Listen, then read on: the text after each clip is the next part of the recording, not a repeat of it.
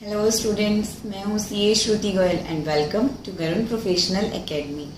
अभी हम final accounts कर रहे हैं। अब तक हमने एडजस्टमेंट एंड फाइनल अकाउंट के इलस्ट्रेशन सीखे हैं। आज हम करेंगे some more illustrations of final accounts and कुछ नए कॉन्सेप्ट्स। तो स्टार्ट करते हैं। Point number 1.7 page 7.38 of accounts final accounts for CA foundation. Sequence of accounting procedure for और द अकाउंटिंग साइकिल। ये तो हमें पता है। सबसे पहले क्या होगा, रिकॉर्ड करेंगे ट्रांजैक्शन जनरल या फिर सब्सिडरी बुक्स में। देन लेजर अकाउंट प्रिपेयर करेंगे to classify the transactions. Ledger account से बैलेंसेस कहाँ लिखेंगे, ट्रायल बैलेंस पे। And after preparation of trial balance we will prepare profit and loss account and balance sheet, that is final accounts, to report about position of company। तो हमने ये सब कुछ अब सीख लिया है। नेक्स्ट कॉन्सेप्ट है 1.8 ओपनिंग एंट्री। तो हम सबको पता है कि during the closing of financial year, जब क्लोज होता है फाइनेंशियल ईयर, तो हम क्या करते हैं, क्लोजिंग के वक्त में ट्रांसफर एंट्री करते हैं या फिर क्लोजिंग एंट्रीज करते हैं। क्लोजिंग एंट्रीज जिसमें नॉमिनल अकाउंट के बैलेंसेस को हम क्लोज कर देते हैं। कहाँ, ट्रांसफर करके ट्रेडिंग एंड P&L अकाउंट में। ठीक है, नॉमिनल अकाउंट के बैलेंस ट्रांसफर कर दिए जाते हैं trading account and P&L account में। But real and personal account के बैलेंसेस कहीं भी ट्रांसफर नहीं करते। वो कहाँ शो होते हैं, बैलेंस शीट में।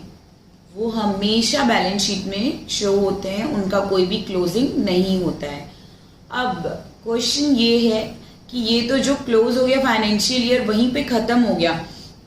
नेक्स्ट ईयर सपोज हमने बैलेंस शीट प्रिपेयर की ऑन 31 दिसंबर 2019 में, और सारे अकाउंट्स को हमने क्लोज कर दिया, और जिनको क्लोज नहीं किया उनका बैलेंस शीट में बैलेंस दिख रहा है। ठीक है, अब नेक्स्ट ईयर 1 जनवरी 2020 को जब हम न्यू बुक्स बनाएंगे तो हमारे पास तो कोई रिकॉर्ड होंगे ही नहीं कि लास्ट ईयर क्या बैलेंस बचा था, क्या बैलेंस नहीं बचा था। तो लास्ट ईयर की बुक से बैलेंसेस को इस ईयर की बुक में कैसे लेकर आते हैं, through opening entries. Opening entries के थ्रू क्या होता है, balances of last financial year being brought to books of new financial year. तो ये काम हम कैसे करते हैं, हाउ टू डू दिस। उसके लिए जितने भी डेबिट बैलेंसेस है, डेबिट बैलेंसेस जनरली किसके रहेंगे, fixed asset and current assets and कुछ और आइटम्स। तो fixed, all the fixed asset account debit, current asset account debit to liabilities to capital. और ये एंट्री, ये जर्नल एंट्री का डेबिट और क्रेडिट का टोटल सेम होता है। ऑल द डेबिट बैलेंसेस को हम डेबिट करते हैं and all the credit balances को क्रेडिट कर देते हैं, जो भी बैलेंस शीट में शो होते हैं। एक जर्नल एंट्री बन जाती है, all the debit account is debit and all the credit account is credit. और फिर उनसे ही हम लेजर में, जैसे हम अगर फिक्स्ड असेट का अकाउंट बना रहे हैं तो उसके डेबिट साइड में ओपनिंग बैलेंस हो जाता है by balance to balance brought down. इसी ओपनिंग एंट्री से वो हम बैलेंस ब्रॉट डाउन लेके आते हैं डेबिट बैलेंस डेबिट साइड में। एक इलस्ट्रेशन देखते हैं, इलस्ट्रेशन 8, एंड इससे रिलेटेड कॉन्सेप्ट, जिससे हमें और अच्छे से समझ में आ जाएगा ओपनिंग एंट्रीज कैसे होती हैं। We have seen that on commencing of a new business, one debits the cash account and credit the capital account with the amount introduced. A firm close the books of account at the end of year by transferring to P&L account and balance sheet. and start new book in the beginning of each year. The first entry in the journal to record the closing balance of last year as opening balance of this year of all the asset and liabilities of previous year is called opening entries. और फिर new balance sheet और new ledgers उसी opening balance से start करते हैं. तो opening balance से start करने के लिए हमें बैलेंस कहाँ से पता चलता है? Through opening entries. इलस्ट्रेशन 8 में बैलेंस शीट यहाँ पे बता रहे हैं. Balance sheet as at 31 December 2017. Mahindra and sons, ये एक लायबिलिटी है and capital. Cash in hand, cash in bank, trade receivable, closing entry and machine and equipment. From the above balances in balance sheet prepare the relevant opening entry. तो मैंने क्या बोला? All the debit balances को debit करते हैं और asset side में जो कुछ भी दिख रहा है उसका क्या होगा? Debit balance. तो ओपनिंग एंट्री अगर करें,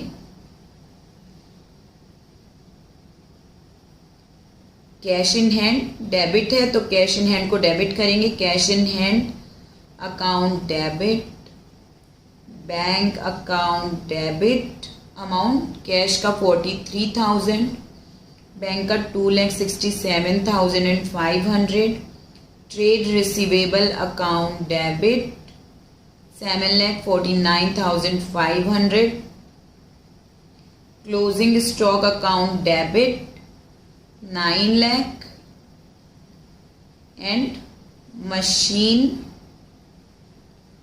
and equipment account debit bye 6 lakh.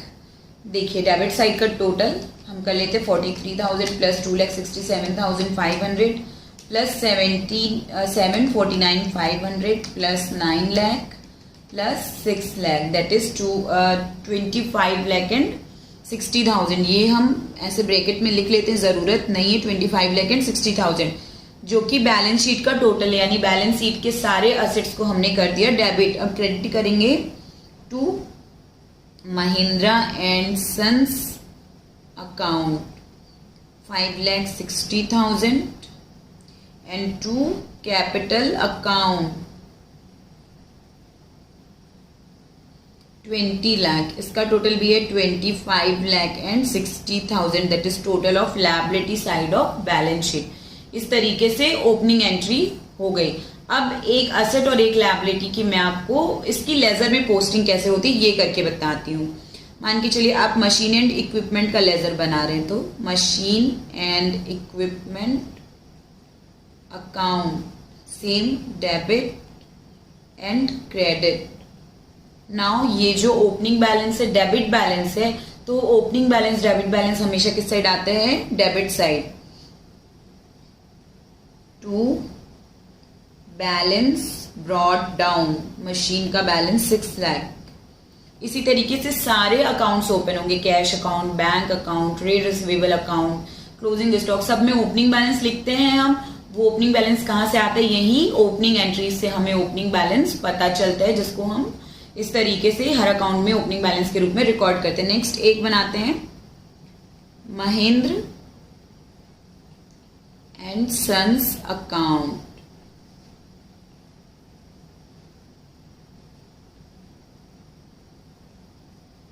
Debit side and credit side. Mahendra and sons liability है, लायबिलिटी का क्रेडिट बैलेंस होता है और ओपनिंग बैलेंस क्रेडिट बैलेंस किस साइड आता है? Credit side. By balance brought down 5,60,000. इसी तरह से ईच एंड एवरी अकाउंट की पोस्टिंग हो जाती है ओपनिंग एंट्री के साथ में. तो ठीक है, यहाँ पे आपको opening entry and illustration 8 clear है. और अब हमें ये भी बहुत डिटेल में समझ में आ गया होगा कि ओपनिंग बैलेंसेस कहाँ से आते हैं. तो आपने सीख ली opening entries, closing entries, adjustments. अब कुछ एक इलस्ट्रेशन रिगार्डिंग फाइनल अकाउंट्स हम और कर सकते हैं. Illustration 9 will be your homework. आप खुद से करेंगे, बहुत सिंपल है. यहाँ पे बस मैं एक आइटम आपको बताना चाहूंगी. देखिए 14% बैंक लोन. तो 14% बैंक लोन मतलब बैंक लोन के लिए रेट ऑफ इंटरेस्ट क्या होगी? 14%. जो भी परसेंट लिखा होता है वही होती है rate of interest for that loan. लेकिन यहाँ लिखा है loan taken at the end of year. Loan क्योंकि ईयर एंड पे लिया है इसलिए इंटरेस्ट कितना हो जाएगा 0, क्योंकि लोन का रेट तो है 14%, लेकिन एंड ऑफ द ईयर में लिए इसलिए कोई इंटरेस्ट नहीं बन रहा है। उसी की बजाय लिखता होता कि at the beginning of year लिया है या फिर कुछ भी नहीं लिखा होता तो हम पूरे ईयर का इंटरेस्ट कैलकुलेट करते, P&L में शो करते एज एन एक्सपेंस और आउटस्टैंडिंग एक्सपेंसेस के रूप में बैलेंस शीट में शो करते। अगर यहाँ पे कोई और डेट दी होती तो उस डेट से कितने मंथ के लिए लोन रहा है उसके बेसिस पे हम इंटरेस्ट कैलकुलेट करते। समझिए यहाँ पे एग्जाम्पल के लिए, टेकन ऑन 1 सितंबर 2016, तो सितंबर 1 अक्टूबर ले लीजिए, 1 अक्टूबर, नवंबर, दिसंबर, जनवरी, फरवरी, मार्च। अगर 1 अक्टूबर को लोन लिया है तो 6 मंथ के लिए वो इंटरेस्ट हमारा कैलकुलेट होगा। लोन का अमाउंट है 2 लाख इंटू 14% इंटू 6/12, ठीक है। तो इंटरेस्ट का अमाउंट हो जाता 14,000 जो P&L में एज एन एक्सपेंस दिखता और बैलेंस शीट में आउटस्टैंडिंग लायबिलिटी इंटरेस्ट पे नहीं हुआ है। इस तरीके से हमेशा इंटरेस्ट का अमाउंट कैलकुलेट करेंगे। अगर ट्रायल बैलेंस में दिया हुआ है मतलब ऑलरेडी कैलकुलेटेड है, पेड है, ठीक है। Now we are going to solve illustration 10, जो कि इलस्ट्रेशन 9 और 10 सेम है। मैं आपको 10 समझा रही हूँ, आप 9 खुद से करेंगे और कोई डाउट आता है तो I am here to clarify your doubts.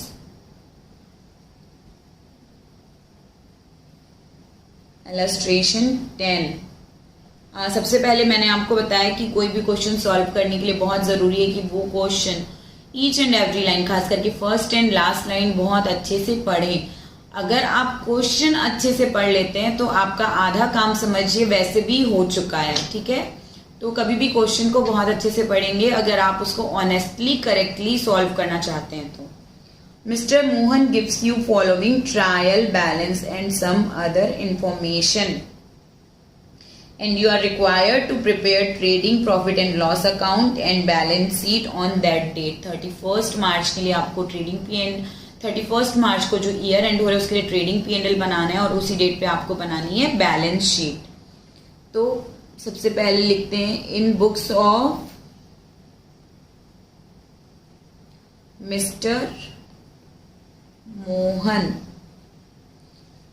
आज मैं आपको एक ट्रिक बताती हूं जिससे आपको बैलेंस शीट P&L बनाना बहुत आसान हो जाएगा। ट्रेडिंग, सबसे पहले तो heading trading and P&L account for the year ended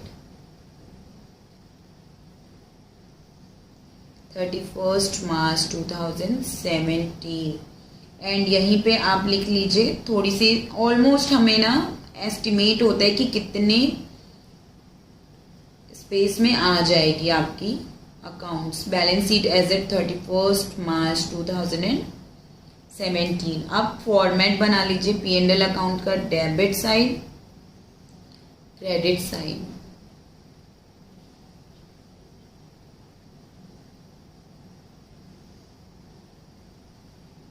ये हो गया अमाउंट एंड पर्टिकुलर्स का column, amount and particulars column. In the same way balance sheet का भी फॉर्मेट बना लीजिए।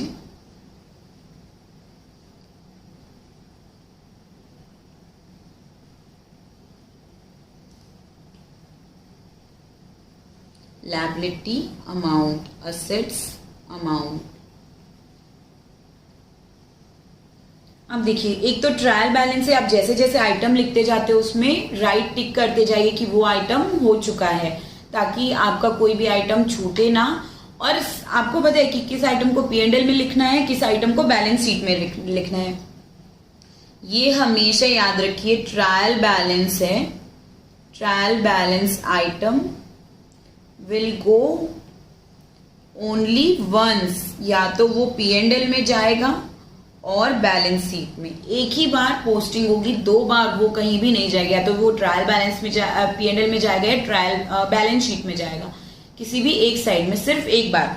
और नीचे जो अदर इंफॉर्मेशन या एडजस्टमेंट होते हैं वो आइटम 2 एंट्रीज होंगे, एक डेबिट इम्पैक्ट, एक क्रेडिट इम्पैक्ट। क्यों? क्योंकि अभी तक उनका कोई भी इम्पैक्ट नहीं हुआ, इसलिए डबल इम्पैक्ट होने के लिए 2 साइड में जाते हैं। ट्रायल बैलेंस में जो आइटम है उनकी डबल एंट्रीज हो चुकी हैं, हमें जस्ट उसे राइट प्लेस पे लिखना है। लेकिन जो एडजस्टमेंट है उनकी एंट्रीज नहीं हुई होती हैं, इसलिए डबल इम्पैक्ट हमेशा आता है। और अगर आप इतना काम कर देते हैं तो your balance sheet will be calculated.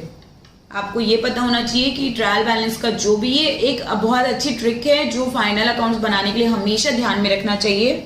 Trial balance के जो भी आइटम है वो एक बार कहीं भी जाएंगे तो P&L में या बैलेंस शीट में उनका डबल इम्पैक्ट नहीं होगा, क्योंकि ये डबल इम्पैक्ट के बाद ही ट्रायल बैलेंस में शो हो रहे हैं। जबकि आउट ऑफ ट्रायल बैलेंस जो आइटम है उनका डबल इम्पैक्ट हमें दिखाना है। अभी डबल एंट्री सिस्टम में उनका डबल इम्पैक्ट अभी नहीं आया है, इसलिए हम उनको हमेशा 2 बार लिखते हैं, एक बार डेबिट इम्पैक्ट, एक बार क्रेडिट इम्पैक्ट। अभी देखते हैं, जब मैं एडजस्टमेंट करूंगी तो आपको एक्सप्लेन करूंगी वो चीज। सबसे पहले कैपिटल। कैपिटल हमें पता है लायबिलिटी साइड का आइटम है, तो कैपिटल को लायबिलिटी साइड में राइट प्लेस पे लिख दीजिए कैपिटल। इसमें अभी नेट प्रॉफिट भी ऐड होगा, इसलिए इनर कॉलम में लिख रहे हैं 6,50,000 हो गया, इसे राइट कर दीजिए। Next sales. सेल हमें पता है ट्रेडिंग अकाउंट का पार्ट है, तो सेल्स इधर सबके लिए बाई और इधर सबके लिए 2 ऑटोमेटिक रहेगा। आप हमेशा बाई एंड 2 लगाएंगे। 9,70,000 क्योंकि रिटर्न हो सकते हैं इसलिए सेल को भी इनर कॉलम में लिखेंगे, क्योंकि सेल रिटर्न हो सकते हैं तो उसको माइनस करने के बाद नेट सेल हमें लिखनी है कहाँ? आउटर कॉलम में। Next purchase. परचेज है तो सबसे पहले तो 2 में ओपनिंग स्टॉक आता है और वो आएगा ही, तो उसके लिए जगह छोड़ दीजिए। नेक्स्ट में लिखिए परचेज। परचेज भी इनर कॉलम में लिखेंगे क्योंकि हो सकता है इसमें भी रिटर्न हो। देन ओपनिंग इन्वेंट्री, इसमें कोई एडजस्टमेंट नहीं होती, 1,10,000। फ्रेट इनवर्ड, मैंने आपको बताया था freight inward, carriage inward, goods को गोडाउन तक लाने के लिए जो भी खर्च हो रहा है वो हम ट्रेडिंग अकाउंट में लिखते हैं और उसके बाद के एक्सपेंसेस लिखते हैं P&L अकाउंट में। तो freight inward will go to trading account 40,000। थोड़ा नीचे लिखते हैं क्योंकि रिटर्न यहाँ पे हमें परचेज रिटर्न एडजस्ट करना पड़ सकता है, इसलिए उसके लिए प्लेस छोड़ेंगे। Freight inward 40,000। नेक्स्ट आइटम हमारा क्या है? सैलरीज। अब यहाँ पे लाइन छोड़ के ग्रॉस प्रॉफिट के लिए थोड़ी स्पेस छोड़ देते हैं और यहाँ एक्सपेंसेस लिखने शुरू करते हैं। 2 सैलरीज। सैलरी का अमाउंट है 2,10,000। Next other administration expenses. 2 administration expenses 1,50,000। Next furniture. Furniture हमें पता है किसका आइटम है? बैलेंस शीट का, तो यहाँ पे हम फर्नीचर लिखते हैं इस पे क्योंकि डेप्रिसिएशन कैलकुलेट करना पड़ सकता है, इसलिए इसे भी इनर कॉलम में लिखते हैं। बाद में we can write down it after deducting depreciation in outer column. Depreciation जो अमाउंट आएगा वो यहाँ पे हम लिखेंगे। नेक्स्ट है trade receivable and trade payable.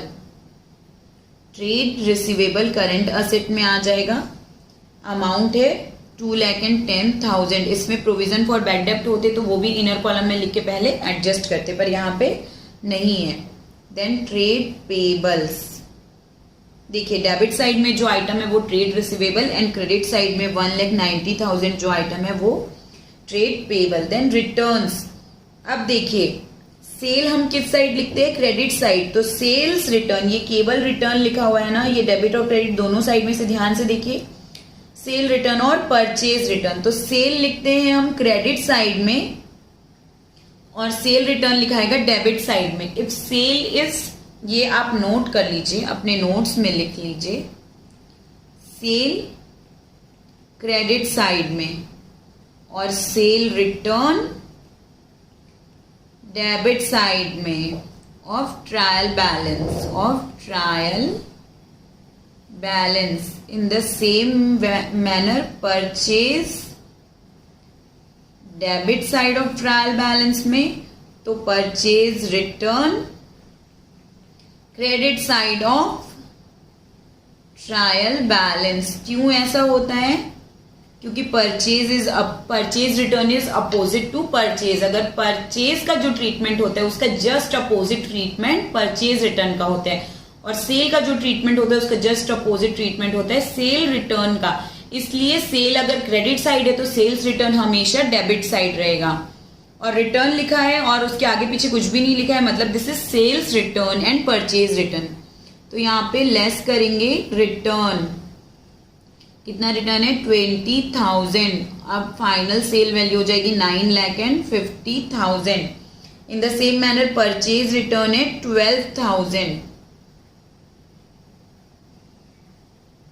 Less return, तो परचेज की फाइनल वैल्यू हो जाएगी 4,18,000। रिटर्न भी एडजस्ट हो गया। अब डिस्काउंट की वैल्यू देखिए, जो डेबिट साइड में लिखा है वो हमारा एक्सपेंस है।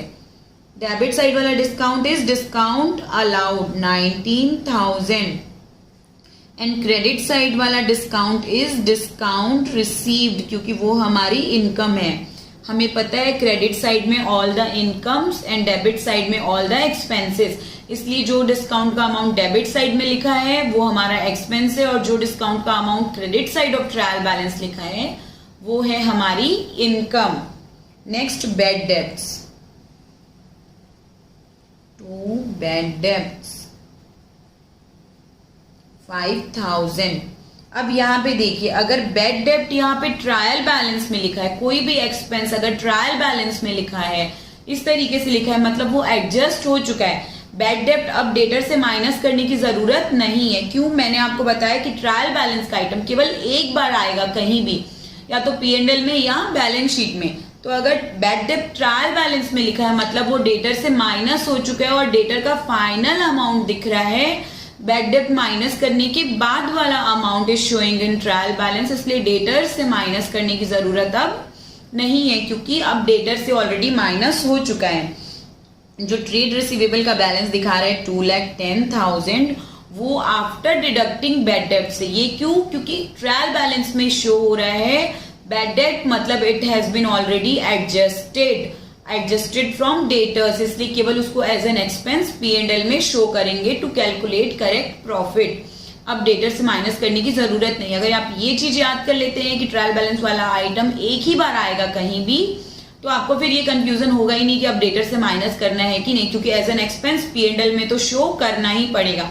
आप समझ रहे हैं, और ये चीज याद रखेंगे। अगर बैड डेब्ट या कोई भी ऐसा एक्सपेंस ट्रायल बैलेंस में दिख रहा है, मतलब वो अगर डेप्रिसिएशन भी दिख रहा है ट्रायल बैलेंस में, मतलब वो असेट से एडजस्ट हो चुका है, हमें केवल P&L में एक्सपेंस में शो करना है, वापस वहां पे बैलेंस शीट में माइनस करने की जरूरत नहीं है, क्योंकि असेट की वैल्यू शो हो रही है वो माइनस होने के बाद ही शो हो रही है।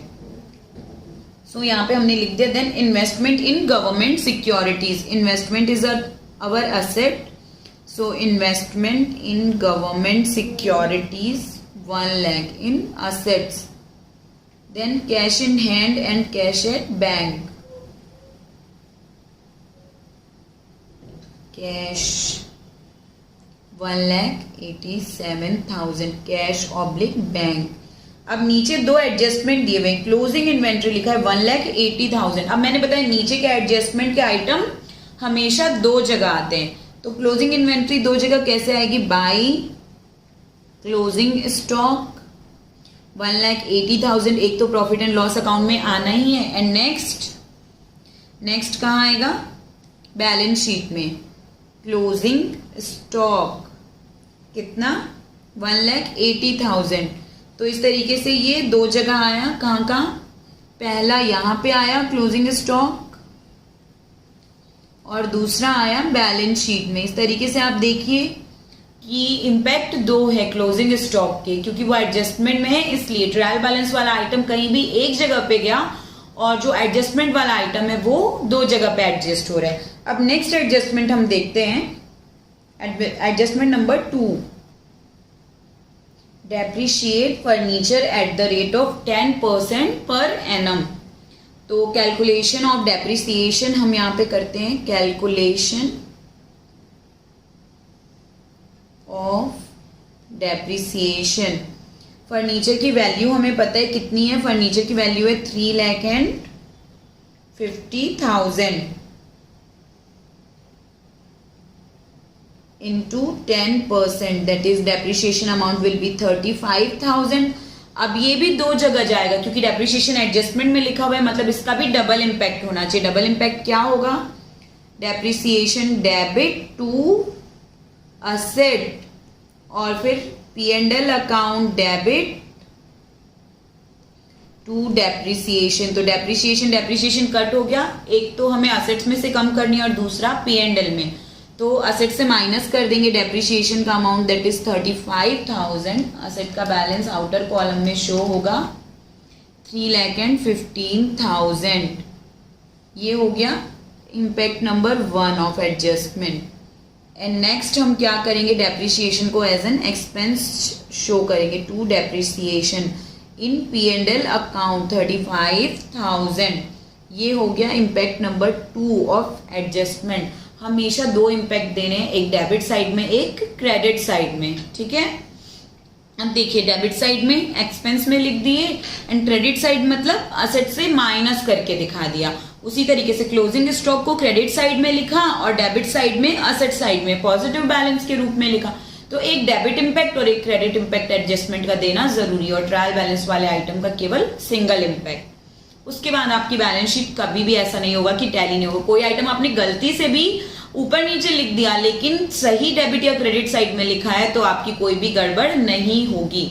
ऑल द डेबिट बैलेंसेस या तो एक्सपेंस साइड में जाएंगे या असेट साइड में. ऑल द क्रेडिट बैलेंसेस या तो इनकम साइड में जाएंगे या फिर लायबिलिटी साइड में जाएंगे. और जो एडजस्टमेंट है विद द सेम अमाउंट वो डेबिट भी होंगे और क्रेडिट भी होंगे. एक क्रेडिट इम्पैक्ट मतलब या तो असेट या और एक्सपेंस साइड या फिर एक बार लायबिलिटी और इनकम साइड में से कहीं भी एक जगह जाएंगे. ये ट्रिक अगर आप फॉलो कर लेते हैं तो आपके फाइनल अकाउंट्स में कोई भी गड़बड़ी नहीं होगी. अब क्या सारे आइटम्स तो आ गए. Now just we have to do total. तो जब आप टोटल करते हैं 9,50,000 प्लस 1,80,000 माइनस 1,10,000 माइनस 4,18,000 माइनस 40,000 तो आपका ग्रॉस प्रॉफिट आता है टू ग्रॉस प्रॉफिट 5,62,000 और ट्रेडिंग अकाउंट का टोटल है 11,30,000. अब यही ग्रॉस प्रॉफिट P&L अकाउंट में आ जाएगा बाई ग्रॉस प्रॉफिट 5,62,000 प्लस 90,000 तो प्लस 9,000 तो P&L अकाउंट का टोटल है 5,71,000. अब जब ये इनकम में से हम एक्सपेंसेस माइनस करेंगे minus 5,71,000 minus 2,10,000 minus 1,50,000 minus 19,000 minus 5,000 and minus 35,000 तो आपका जो नेट प्रॉफिट आएगा वो होगा 1,52,000. That will be transferred to capital account. इसलिए ऐड करो कैपिटल अकाउंट में नेट प्रॉफिट 1,52,000 एंड फिर कैपिटल अकाउंट का टोटल हो जाएगा 8,02,000. And now we will do total of balance sheet क्योंकि सारे आइटम हम ऑलरेडी लिख चुके हैं. 8,02,000 प्लस 1,90,000 इज इक्वल टू 9,92,000. अब असेट साइड का टोटल करते 3,15,000 plus 1 lakh plus 1,80,000 plus 2,10,000 plus 1,87,000 9,92,000. Again good job क्योंकि आपकी बैलेंस शीट टैली हो चुकी है. आपने सब सही किया है तभी आपकी बैलेंस शीट टैली होती है. एंड इस तरीके से अगर हम P&L और बैलेंस शीट दोनों का फॉर्मेट बना के एक एक आइटम ट्रायल बैलेंस का लिखते जाएं और एडजस्टमेंट पढ़ ले कहाँ पे एडजस्टमेंट है उस आइटम से रिलेटेड एडजस्टमेंट करके दो इम्पैक्ट उसके दे दें तो आप फाइनल अकाउंट में बहुत अच्छे से बहुत माहिर बन सकते हैं. कोई दिक्कत नहीं होगी. बार बार प्रैक्टिस कीजिए एंड इस तरीके से प्रैक्टिस कीजिए. सबसे पहले तो फॉर्मेट बना लीजिए. अकाउंट्स में फॉर्मेट सीखना बहुत इंपॉर्टेंट है. अगर आपने पूरा क्वेश्चन सही से पढ़ लिया और उसके बाद सही फॉर्मेट बना दिया तो 70% काम हो जाता है. फिर आइटम्स को सही जगह पे लिखना एंड कैलकुलेशंस करना रिमेनिंग 30%. तो सोचिए सिर्फ आपकी थोड़ी सी सतर्कता से सिर्फ आप थोड़े अलर्ट रह के अगर क्वेश्चन सॉल्व करते हैं, क्वेश्चन ठीक से पढ़ते हैं, फॉर्मेट सही बनाते हैं, तो 70% आपका सही काम हो चुका है। So keep practicing. सबसे इंपॉर्टेंट है कि आप पेन पेपर पे लिख के प्रैक्टिस करें। कभी भी ये मत सोचिए कि मुझसे तो बनता है और बस मैंने बुक से पढ़ लिया, हो गया। नहीं, that is not possible. Now next illustration 11, ये भी आपका होमवर्क है क्योंकि ये similar to illustration 8, similar to illustration 8। अब एक लास्ट इलस्ट्रेशन बचता है, इलस्ट्रेशन 12, जो कि हम नेक्स्ट क्लास में करेंगे। एक बड़ा इलस्ट्रेशन है, फ्रेश माइंड से। सो आफ्टर इलस्ट्रेशन 12 एक और कॉन्सेप्ट है, प्रोविजंस एंड रिजर्व्स। हम पहले वो समझते हैं, देन नेक्स्ट क्लास में वी विल डू इलस्ट्रेशन 12। ये समझ में आ गया आपको इलस्ट्रेशन 10? कोई डाउट है तो I am here. Next concept है provisions and reserve.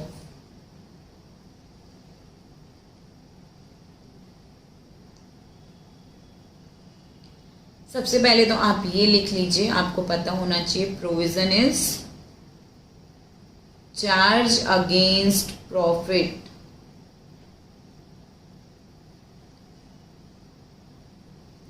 And reserves are appropriation of profit.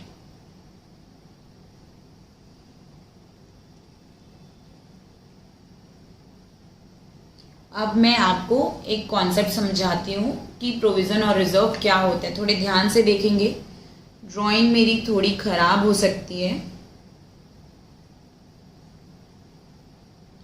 ये हो गया हमारा प्रॉफिट,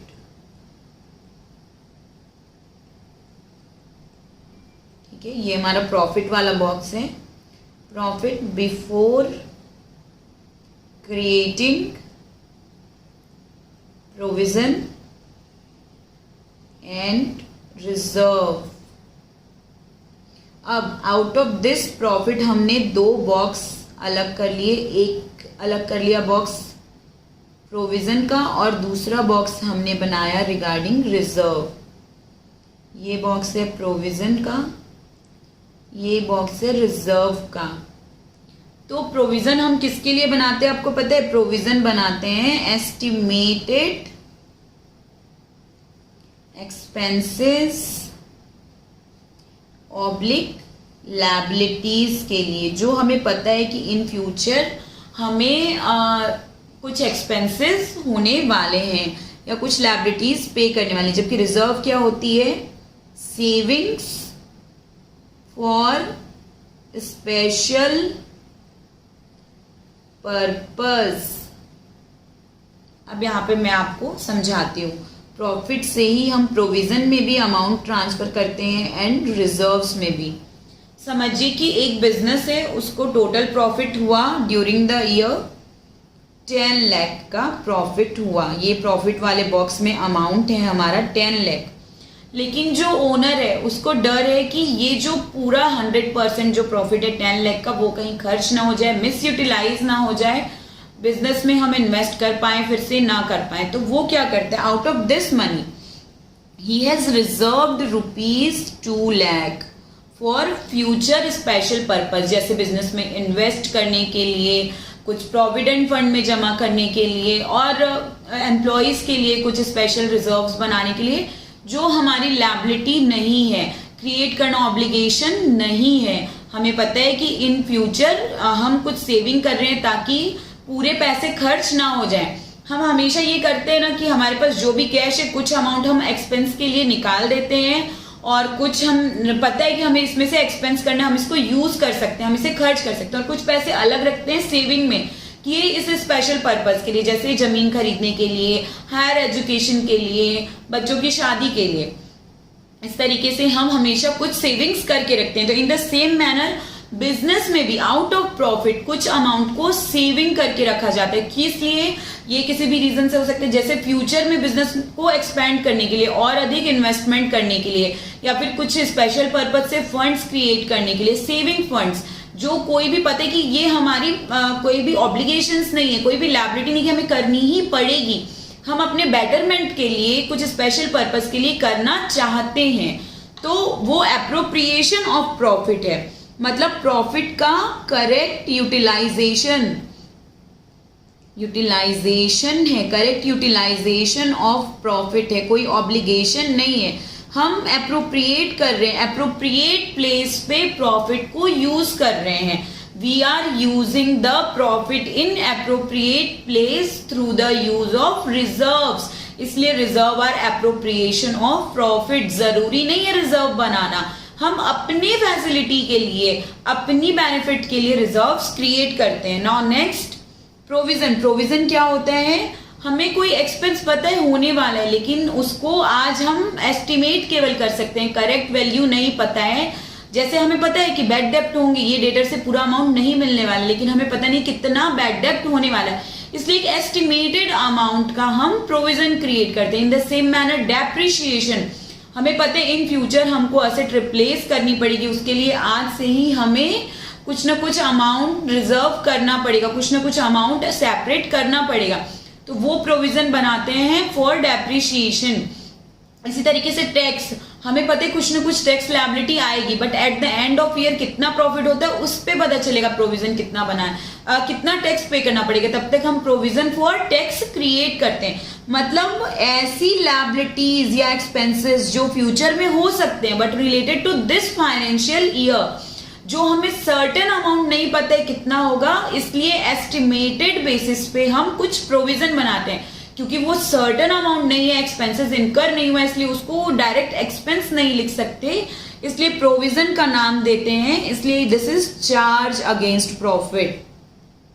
like other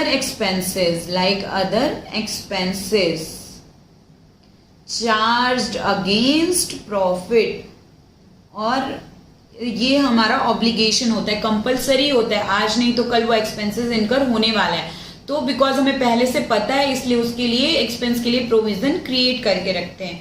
आप समझ गए प्रोविजन और रिजर्व में डिफरेंस। एक बार बुक से भी थ्योरी पढ़ते हैं सो दैट और ज्यादा अच्छे से क्लियर हो जाएगा, रिवाइज हो जाएगा। Provisions and reserves. Provision means any amount written off or retained by way of providing for पहला depreciation or renewal in the value of asset retained by way of providing for any known liability for which the amount cannot be determined with substantial accuracy। मतलब certain amount नहीं पता है, खर्च होना है ये certain है, वो ऑब्लिगेशन है ये सर्टेन है, लेकिन कितने अमाउंट से होगा ये सर्टेन नहीं है, इसलिए एस्टिमेटेड अमाउंट से प्रोविजन फॉर दैट एक्सपेंस या provision for that liability create करते हैं। अब प्रोविजन इज अ लायबिलिटी, इसलिए हमेशा उसे लायबिलिटी साइड में लिखते हैं। Provision is liability which cannot be measured only by using a substantial degree of estimation which can be measured, उसको हम certainly measure नहीं कर सकते, इसलिए एक estimation के basis पे provision create करते हैं। Thus, a provision may be either in respect of loss in value of asset जो कि depreciation, और इन रेस्पेक्ट ऑफ, या फिर डेटर्स के लिए प्रोविजन फॉर बैड डेप्ट, या फिर liability for expense incurred in respect of which claim is disputed, that is contingent liability. समझिए कोर्ट में हमारा केस चल रहा है, हमें पता है हम हारने वाले हैं और उसके लिए कुछ कंपनसेशन पे करना पड़ सकता है, लेकिन हमें अभी अमाउंट ऑफ कंपनसेशन नहीं पता है, तो एस्टिमेटेड बेसिस पे प्रोविजन फॉर कंपनसेशन बनाएंगे। तो वो लायबिलिटी जो फ्यूचर में हो सकता है वो होती है contingent liability which can occur in future, जिसकी पॉसिबिलिटी है फ्यूचर में होने की, तो हम उसके लिए आज से प्रोविजन बना के तैयार रहेंगे ताकि हमें एक साथ झटका ना लगे, एक साथ बिजनेस में कोई भी एक्सपेंसेस का बर्डन ना पड़े। इसलिए फ्यूचर में हमें पता है ऐसा हो सकता है, but this is case is related to current financial year, भले उसका डिसीजन नेक्स्ट फाइनेंशियल ईयर में आए, but this case is related to current financial year, इसलिए इस फाइनेंशियल ईयर के, और पता है कि केस हम हारने वाले हैं, कंपनसेशन देना ही पड़ेगा, तो कंपनसेशन के लिए वो प्रोविजन इस फाइनेंशियल ईयर के प्रॉफिट से ही चार्ज करेंगे।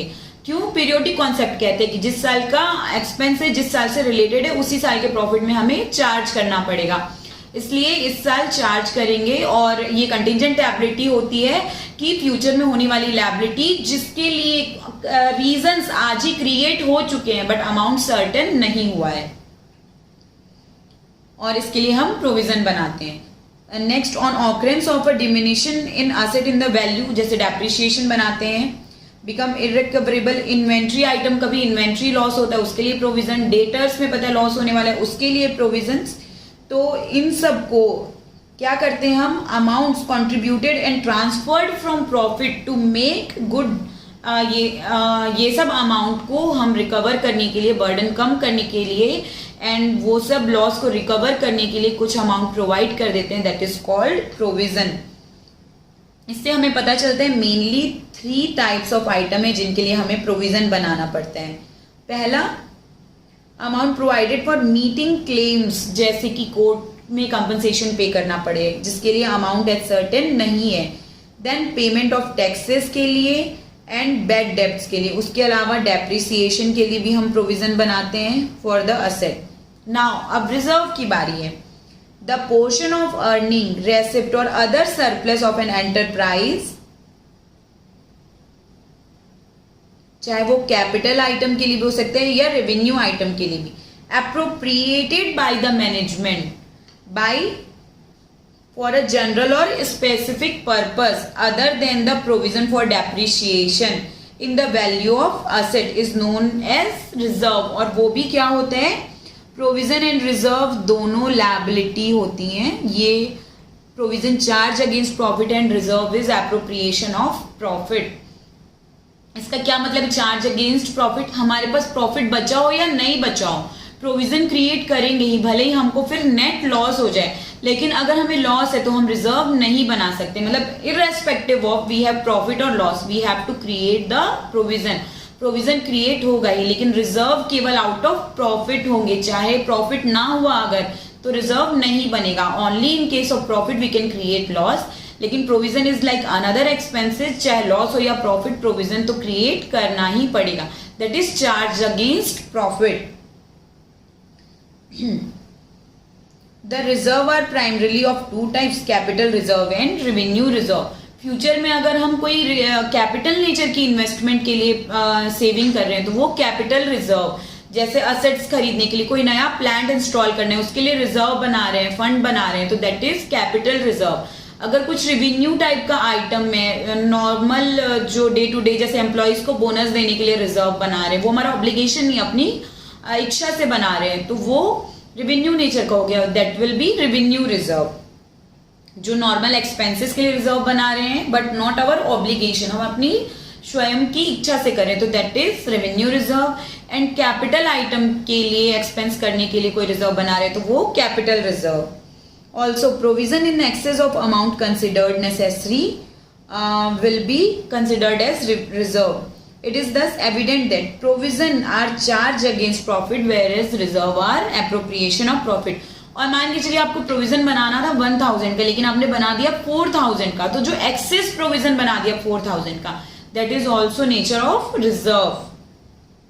Also provision that ultimately prove to be in excess of amount required to have been made too liberally are reserves. यानी जरूरत से ज्यादा provision is also reserve, appropriation of profit. Such a distinction is essential for disclosing truly in the balance sheet that amount by which equity of shareholder, मतलब owner of the business, has increased with accumulation of undistributed profit. जो profit है वो distribute कर दे यानी अपने normal expenses में use कर लिया, और जो नहीं डिस्ट्रीब्यूट किया दैट इज रिजर्व। अब रिजर्व फंड, हम जो सेविंग करते हैं, जरूरी नहीं है कि हम अपने अलमारी के लॉकर में वो सेविंग रखें, बैंक में, पीपीएफ में, म्यूचुअल फंड में इन्वेस्ट कर देते हैं, तो इस तरीके से वो सेविंग का फंड बना के उसको कहीं और अच्छी जगह पे इन्वेस्ट करना, that is creating a saving fund. अब इससे रिलेटेड है illustration 13। Crimson limited profit and loss account for the year ended 31st March 2016 includes the following information. क्या करना है इस इंफॉर्मेशन से, which one of the item from 1 to 6 are transferred to provision, यानी इनमें से बताना है कौन सा प्रोविजन है, कौन सा रिजर्व है एंड कौन सा not, neither provision nor reserve. तो ए में क्या है, provision, B reserve and C none of above. तो ए बी और सी नाम देते हैं। डेप्रिसिएशन, हमने देखा depreciation is like provision, so depreciation is provision A. Bad debts return of, ये प्रोविजन फॉर बैड डेट नहीं है, एक्चुअल एक्सपेंसेस है, रियल में हमने राइट ऑफ कर दिया, तो दिस इज एन एक्सपेंस, ना तो प्रोविजन है ना ही रिजर्व है, so C. Third, increase in provision of doubtful डेब्ट, इंक्रीज करें डाउटफुल डेब्ट का प्रोविजन, मतलब और प्रोविजन बना रहे, so it is a. Provision for bad डेब्ट is provision. Proposed dividend, proposed dividend is also an expense जो कि हम ओनर को दे रहे हैं, ये रिजर्व नहीं है, ये तो यूज ऑफ प्रॉफिट है। रिजर्व बनाने के बाद जो भी प्रॉफिट बचता है वो हम डिविडेंड में ओनर को दे देते हैं, यानी ओनर जो प्रॉफिट यूज कर ले रहा है, प्रोविजन भी बन गया, रिजर्व भी बन गया, उसके बाद भी जो प्रॉफिट बचा वो अब ओनर अपने पर्सनल खर्चों के लिए यूज कर रहा है। ये है गिवन टू, डिविडेंड का मतलब आप यहां पे समझिए given to owner for use after making provision and reserve. So हम अब प्रॉफिट, जो प्रॉफिट हुआ उसमें से प्रोविजन भी क्रिएट हो गया, रिजर्व भी क्रिएट हो गया। अब जो प्रॉफिट बचा ओनर को चाहिए, तो बिजनेस से प्रॉफिट तो चाहिए ओनर को, तभी तो वो अपने बाकी एक्सपेंसेस एंड काम कर सकेंगे। सो दिस इज ऑल्सो ना तो प्रोविजन ना तो reserve. Then retained profit for the year, जो प्रॉफिट हमने ओनर को नहीं दिया, बिजनेस में रिटेन कर लिया, वो ही रिजर्व है, दैट इज बी। जो प्रॉफिट हमने बिजनेस में रिटेन कर लिया, ओनर को नहीं दिया, यानी बिजनेस में सेविंग कर ली, ये क्या है हमारी रिटेन्ड, यानी सेव कर लिया, क्योंकि ये हमने सेव कर लिया, ये हमारी saving, and saving is reserve. Owner को दे देते हैं, सारा प्रॉफिट किसका होता है, ओनर का, लेकिन जो ओनर को नहीं दिया, बिजनेस में ही रिटेन कर लिया for future purpose, is our reserve, इसलिए ये B. Retain profit is reserve. Second, sixth, liability for tax, या इसको समझिए प्रोविजन फॉर टैक्स, जो टैक्स के लिए जो प्रोविजन बनाया वो हो गया हमारा प्रोविजन ए। ठीक है, क्लियर कि प्रोविजंस क्या होते हैं, generally depreciation, provision for other expenses, provision for taxes and provision for future liabilities are provisions. जो प्रॉफिट डिस्ट्रीब्यूट कर दिया वो रिजर्व नहीं होगा, जो प्रॉफिट बिजनेस में रिटेन किया है फॉर स्पेशल पर्पज और जनरल पर्पज वो हो गया रिजर्व। तो आई होप आपको रिजर्व एंड प्रोविजंस भी क्लियर है, क्या होता है कैसे होता है। जब हम आगे कंपनीज के अकाउंट्स पढ़ेंगे तो रिजर्व और अच्छे से क्लियर हो जाएंगे। अभी के लिए इतना समझिए कि जो नेट प्रॉफिट होता है आफ्टर चार्जिंग प्रोविजंस, उसमें से जो बिजनेस में रिटेन करते हैं rather than distributing to owner, वो होता है हमारा रिजर्व। मान के चलिए बिजनेस में प्रॉफिट हुआ 2 लाख का, उसमें से ओनर को हमने दे दिया केवल 50,000, तो बचा हुआ जो 1,50,000 हमने बिजनेस में रख लिया वो हमारा हो जाएगा रिजर्व। ठीक है, आपको ये क्लियर है, कोई डाउट है तो आई एम हियर। और अब ये फाइनल अकाउंट का केवल इलस्ट्रेशन 12 रिमेनिंग है, will do in next lecture. तब तक के लिए keep studying, keep practicing and believe in yourself, be motivated. Thank you so much.